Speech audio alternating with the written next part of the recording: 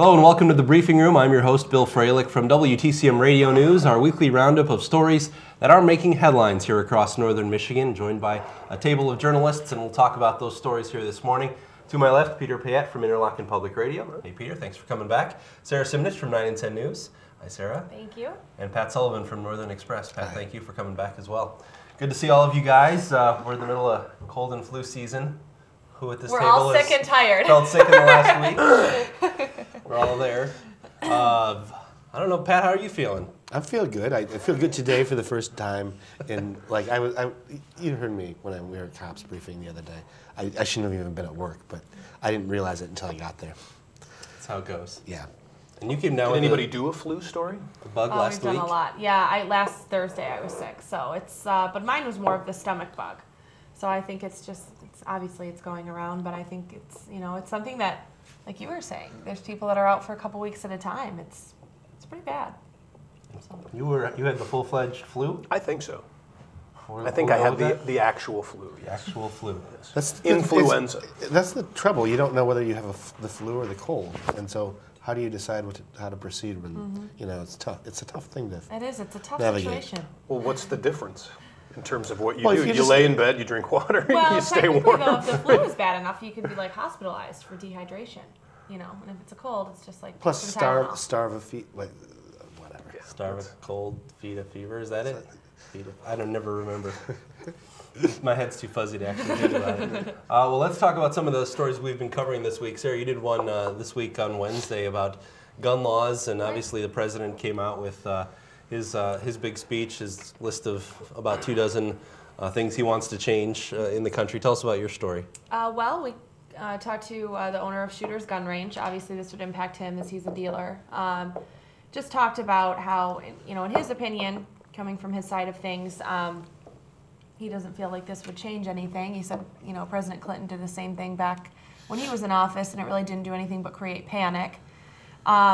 He also added that a lot of these military-style assault weapons aren't any more dangerous than a regular gun. A lot of them don't have, moving parts. A lot of them, it's just a sport style. It's what appeals to the consumer. It's how they're produced. But they're all, can be all loaded with the same magazine as a pistol or a handgun. It's so in his opinion, he says he does sell them. So it would be an impact, and then of course it would depend on what happens with the manufacturer side. When do these changes go into effect? When does the manufacturer stop producing them? But he said ever since the first hint at any of these changes, he can't keep them in stock.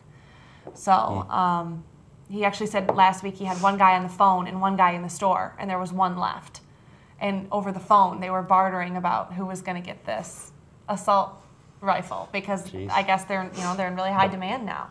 And then we talked to Diana Ketela with the Grand Traverse County Dems, and she just is backing the president and says that she doesn't believe anybody should have a military-style assault rifle that carries 30 rounds. She said that's should be reserved for the military, and she said she came from a hunting family and that would never impact their hobbies or the sport purposes, and that's also a limit on ammunition, that no weapon, not just rifles, can have more than 10 rounds. 10 rounds. So. And what is the line that he is proposing? What is the capability that would disqualify it? Or make it illegal? Rounds, yeah, it's it? 10 rounds. Over 10 rounds? Yes. Yeah. And that's any weapon. That's not just rifles. That's any handgun. And then background checks. He wants stricter background checks. And as for shooters, he says he already has to do that by law. He conducts those already at a gun show. He said the problem, that's where the demographic or the center of what the president is saying is that, if I'm selling a gun to Pat, I don't have to give him a background check. So if it's just person to person, Gotcha. That's what he also wants to strengthen, is everybody that purchases a gun gets a background check. So. Interesting. Do you think the media, the mass media is, creating this into a bigger deal? Is this a divisive issue? I mean, do you have just a take from any of you guys, just a buzz on the street about what you hear, even at the office or among friends, in terms of what kind of an issue this really is? I think you look at Facebook, I think it's an issue that people really care about on both sides.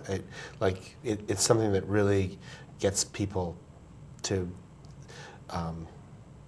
have passionate, express passionate views about it, one way or another. Well, my father-in-law owns several guns, but he was also in the military, and it's a hobby for him to go to the range. Now, I'm not a gun owner, but I don't know why you would want, I don't know why anyone would want an assault rifle like that. But just like Danny was saying at shooters, it's appeal. It's no different than somebody liking a revolver or something, something different. That's what people buy, and it's a hobby for them. They go to the range, and the other question was, what are we going to do? What is the president going to do with all of these guns, these assault rifles that have been grandfathered in, that are already out there? Is it illegal to use them? Or is it just illegal to purchase them? And they're not going to be able to be purchased because manufacturers won't make them anymore. So he basically said it's definitely going to have an impact on them and several other shops in the country. But it's just a matter of when it will take effect, what the gray areas are, and things like that. Gotcha. And you can check out that story on your website, 9in10news.com. Peter, let's turn back over to you. A story that IPR has been following.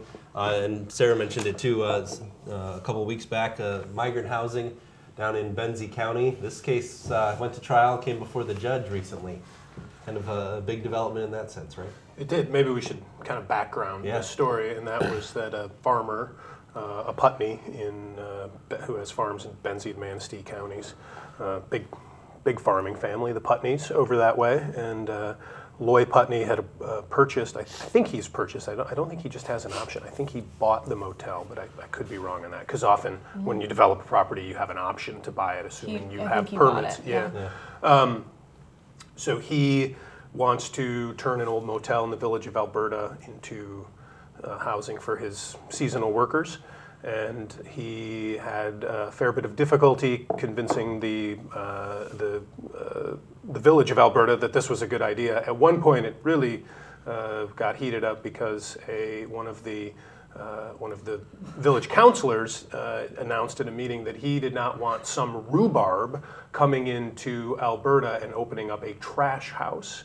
And Mr. Putney took that as a racist comment, saying that the village of Alberta didn't want the kinds of people who would be staying in his migrant housing complex there to be coming around. So they had denied him his permit, and he sued. And Judge Botzer, over the circuit court judge over in Beulah, kind of handed it to the village. And even though he sided with the village, he said technically what they did was proper because of zoning laws are kind of complicated, and but he tore into the village and said that their behavior at one point he said this is an outrage. He was the one that brought up the race issue and suggested that if the zoning laws of Alberta prevented migrants from using housing in the village, that would offend the state, the Constitution of the state of Michigan. And even though he sided with the village, he more or less told Loy Putney that what he ought to do is just apply for apartments. Just tell them you want to build apartments, and they're going to need to respond to that. I suppose the village could continue. The village could. That's what Loy Putney said he's going to do. Is now he's just going to ask for a permit to build apartments. We'll see if the village wants to keep denying him and coming up with reasons to not allow him to take action. Is he going to build, or is he going to just? He's just going to refurbish. I think he's going to refurbish that building. Okay. Gut it, because they won't be hotel or motel sized units. He'll blow out walls, so a couple of hotel rooms will make a little apartment for a family. The building originally was a school, I think, wasn't it? I think that's right, and maybe it was repurposed into a motel, and now he wants to turn it into apartments. And there was a part of that conversation too, I think, if I'm remembering from your story as well, that the part of the problem with the village was they weren't handing over copies of zoning regulations or something just kind of ridiculous that the judge says you've got to do this basic function of government, right? That was the point that caused him to say this is an outrage, and that was that Loy Putney was, I believe, at the village office asking for a copy of the zoning ordinance. Those are the rules you have to follow if you want to build something or redevelop something, and they wouldn't give him a copy. And now there's some dispute, I guess, about how long it took them to provide him a copy, but I don't believe they deny the fact that the officials in the village office would not give him a copy of the local zoning ordinances, and that just caused Botzer, well, to be outraged. I mean, he sounded outraged. And Sarah, you've done one of these earlier stories as well, right? You talked to the developer, Mr. Putney. Yeah, he's just, he's passionate about it. It's something he wants to do, and I think he, isn't his son his attorney? His son is his attorney. I think he's a nephew. Or he's nephew a or something like that. Yeah, he's a Putney. Yeah, he's related. And so that's where kind of the whole lawsuit thing came from, and then he started taking him to meetings, so that his attorney could, take note of what all of the commissioners were doing. And for a while, I don't know what Peters had luck, but we couldn't talk to the village. The village wouldn't talk to us for a while about it. No, they haven't spoken to us either. They so have no it's comment. pretty much Loy's side of things, and there's been several updates. There's been several meetings. I don't know if the public was really as involved in it, more so than just the village. It was pretty much between Loy and the village. Gotcha. And eventually they did give him that copy. I thought it was how long. He eventually got it. Yeah. So yeah, it's been quite a process. Took a while. Mm-hmm. I think people who have been speaking for the village have suggested that Loy was quick to go to litigation and make accusations. I don't know how you judge these things. Developing property does take some time, but he's been at it for a year now, or more than a year, trying to get these permits. I mean, you can see what their attorneys are saying, and their arguments seem to be that it was Loy Putney who kept changing his story and switching up what he wanted to do and was not dealing in a forthright manner with the village.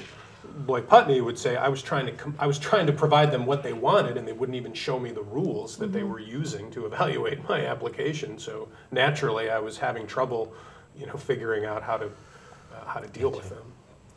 All right, let's turn over to Pat Sullivan. Pat, with the Northern Express, this week you're dealing with parking meter issues. Tell us where and what the issue is on your story of the week. This is a story that came from something that I found, like one of those Traverse City Police Department briefs that came out, one of their press releases that came out in the summer, where they said this guy had been arrested for breaking into parking meters. And what struck me was just that it involved, he was caught, I think, with hundreds of dollars. Like, I didn't realize there was that much money in one of these things, just hundreds of dollars. So I noticed that the case was progressing, and then I noticed a couple weeks ago that he had pleaded guilty to a misdemeanor, and his sentencing was coming up, and I thought this would be an interesting story to write something about, so I got the police report. And I thought it was fascinating how this guy apparently had spent his life as a criminal doing these petty crimes that were just enough to get him, if he got caught, to get him a little stint in prison maybe, but he'd be out in a couple of years. And he was just always staying in this kind of minor level crime so that he could continue this career of kind of honing this ability to steal. And the latest one that he's pulled across the state was kind of ingenious. He figured out that if you steal a parking meter, the kind that are used around Michigan, you break open the parking meter, you get a serial number. For a small fee, you send away to the company that made the parking meter, and they send you a key, and then you have a master key for that city's parking meters. And he did that. He did that in Traverse City. He did that, I think, in Birmingham. He's suspected of doing that in Petoskey. He's suspected of doing that in another, not Royal Oak, but Ferndale, I think. I wonder.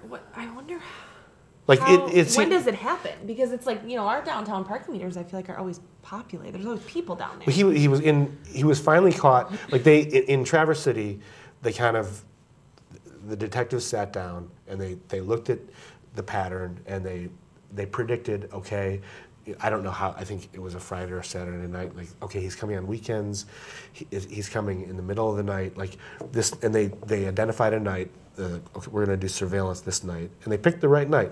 So they were out there at 4 in the morning, and there's this car sitting parked at the side of State Street, and the detectives were on Front Street where they thought that he would be collecting coins. Some patrol officers saw this car parked on State Street, and so they went up. There were people in the car, and they went up to it, and they asked, like, suspicious. You know, you're sitting in the parked car at 4:30 in the morning. So like, hey, what are you guys doing here? Can we see some ID? They learned it was they had a name of a suspect who was suspected of doing this down in Birmingham. That was the guy that I wrote about, and they get the ID, and they realize it's this guy's daughter. And like, so, okay, they realize they're onto something. The suspect that they're looking for approaches the car as they're talking to the officers, and they realize it's him. They get a warrant to search the car. They find huge bags of change. They find like the mysterious key. They find this homemade equipment that they use to dump the meters into. One of those meters can carry like a single one can carry $300 worth of change, which is amazing. Wow. I thought it was interesting that he approached the car. Yeah. And he tried to tell him that he was walking his dog. Yeah. At 4 in the morning. I think he gets away with it so easily all over the place. He just has no fear. Yeah. So at some point he went from hauling off the meters or breaking them off to just using a key and. Well, you only have to steal the meter once in any place. Like, that was another thing that another Traverse City press release from earlier in the summer, I think it was June or May, was that somebody had stolen a parking meter. Mm-hmm. Right. That was the first thing. And the first thing they need to do is steal the parking meter. To get the serial number, they send away for the key. It's an incredible security flaw. Like, well, yeah, why I don't can understand you, why that's so easy. How come you don't have to like prove that you're the government that bought the parking meters? Like, you can just be a dude somewhere and like you can just be a dude somewhere. And like, that's a good quote. And it's like, you know, have them send this to your house. It's crazy. Wow, that's nuts. Any idea how long he's been doing this? I mean, have they traced him back beyond this summer? I think he was first. His earlier convictions for this were in Emmett County and Ingham County, if I remember correctly, like going back to around 2000. So he's been all over the state. And in Traverse City, since when he started, they figure he started around, I don't remember, it might have been around the time when that first meter was stolen outright. That might have been as early as April, I think, now that I think of it. The police report estimated that in that time, and he lives in Jackson, and he's coming up here with his family like every so often, like commuting, to the different places to do this. But in Traverse City alone, they suspect he took $41,000 worth of change. Wow. But he pleaded down to a misdemeanor. He pleaded to a misdemeanor, yeah. Because I guess they... Wow, that's pretty remarkable. Yeah. It's pretty remarkable. Another story that's kind of, I guess maybe it started with Peter. Let's turn to you, but I know it's gained more traction in recent weeks. 9 and 10 did a story on it, and that's what's going on Mackinac Island with this development issue. And again, as I said, it's kind of seemed to gain some traction. Well, it ended statewide in the press. Tell us the latest update on. Well, they approved the historic districts. The city council voted last week, 5-1, to put in place these historic districts. That's the way a city or any municipality can protect old buildings. Can I tell you, prevent their demolition, or prevent them being overhauled to look like something out of place. Can I say the most surprising thing that I thought when I heard your report, when I first started like understanding what you were reporting on, I was surprised that there wasn't already a historic district on Mackinac Island. That just blew me away that there wasn't one already. Yeah, I think some people on the island would say a lot of islanders were surprised that everybody just assumed all that was protected. And I think it was the destruction of McNally Cottage that really made people realize that wasn't the case, that it wasn't. I think they thought it was protected because traditionally the island has been a small number of families, owned the properties, took care of everything. I mean, everyone on the city council is a family with, an old hotel, or, the mayor's Mayor Dow, that's Dowd's Grocery, the Windermere Hotel. So I think they just assume that we own this stuff, we'll take care of it. And it's not an issue. So when McNally was bulldozed, that really got people's attention, and they realized nothing in the city is protected. 85% of the island is protected because it's in the state park, but most of the buildings, the vast number, the lion's share of historic buildings are in the city where you the buildings that give the island its character. Yeah, I mean that's where you get off. That's where most people, a lot of people don't get very far beyond the city when they go. And let's, as you said earlier, let's just give a brief background. A developer who had built a new hotel. There's been talk of more and more hotels coming. Does this really put an end to that notion? Not necessarily, because rules are only as good as the people that enforce them. So now you have this commission, and it can set criteria, and it can deny a permit to demolish a cottage or any sort of older structure. But they can also give exceptions, and the pattern on the island, because they have other rules, and I mean every community has zoning rules. Right. And I was in a meeting where they were discussing that basically the way it works on the island is if you want an exception to the rules, you ask for it and you get it. So if that sort of holds true. Yeah, if that's how they operate with the historic district, then it won't make a difference. But I mean, my sense on the island is that the city councilors think this is a big deal, and they're going to try and make it work and do it right. I mean, the mayor sort of gave a speech at the beginning of the meeting that seemed to suggest the votes were lined up to pass this thing. But that will be the question going forward: is how well they stay on top of it, and how tough they are with property owners, and how much they use the teeth of the rules that they now have in place. But you had talked soon will. Yeah, you had talked with the developer a while back, didn't you? Is your sense that this will get the developer to say, okay, well, I give up? Or I don't know. It might get him to sue. I'm not sure. None of the developers were there. There's 2 or 3 property owners who are really developing a lot of the property, and also Arnold Line appears to be selling off properties. I don't know if they're involved in the development, but none of those people were there. None of them were there to speak. The only person who spoke against the districts is Steve Moskwa, who owns Horns Bar, and he just kind of spoke from a business perspective and talked about how the burden this is on property owners, and how it's unrealistic to expect some of these old buildings to be preserved. But none of those developers who are proposing hotels and doing all this work, none of them showed up. Maybe they knew they were going to lose and they didn't want to be there for it. I don't know.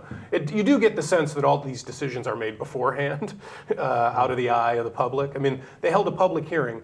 It's public hearing. They gave an hour for it. I mean, this is Mackinac Island. This is the most historic place in the state of Michigan, pretty much. I suppose people might argue that, but it really is. And they gave an hour for the public hearing to pass these, to consider these districts, and they only used a half an hour because only 6 people had anything to say. And then when it came to the city council, only 1 councilor said anything. Wow. The rest of them just voted silently. And people didn't know how they were going to vote. I mean, the people who had been trying to get this passed, going into the meeting, they were optimistic. They thought this was going to go their way, but they didn't know exactly where the votes were coming from.